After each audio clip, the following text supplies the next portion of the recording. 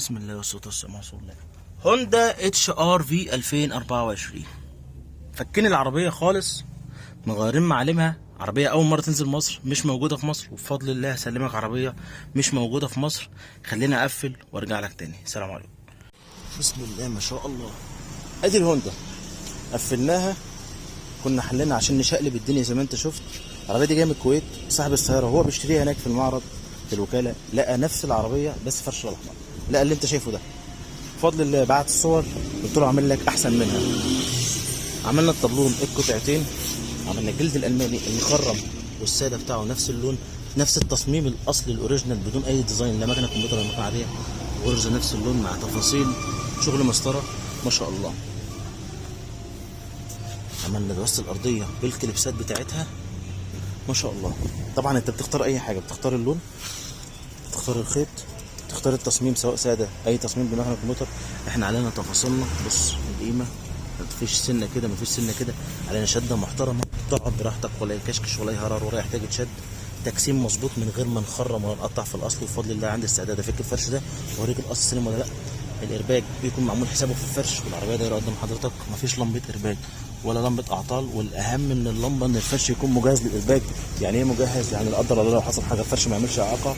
وبوريك وبفهمك بعمل ايه في المنطقه دي بالتحديد، لان مش كلمتين بنقولهم خلاص، لا بفهمك كمان ما شاء الله. خلينا افتح لك جنب جنب وباب عشان تبص على كل حاجه كانك قدام العربيه. لقيت اي ملحوظه قول على طول ما شاء الله. هوندا اتش ار في بفضل الله الاولى في مصر كعربيه، والاولى في مصر كشغل ما شاء الله.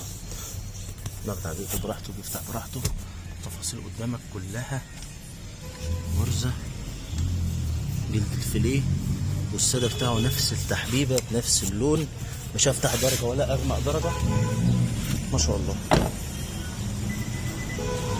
بص اتش ار في، كنا عملنا قبل كده السي اتش ار وانتشرت في مصر ما شاء الله. بص تفاصيل فتحه الحزام الصغيره مع فتحه كل حاجه زي ما الكتاب قال والله ما شاء الله. ربنا يبارك في صاحبها يا رب ويهديه ويهدي لنا صنعتنا.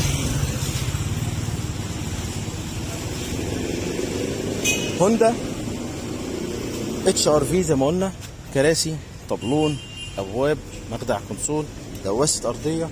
اسف لو طولت عليكم، اتمنى تتابعونا على طول وما تزهقوش مننا. اشكركم شكرا جزيلا. سلام عليكم.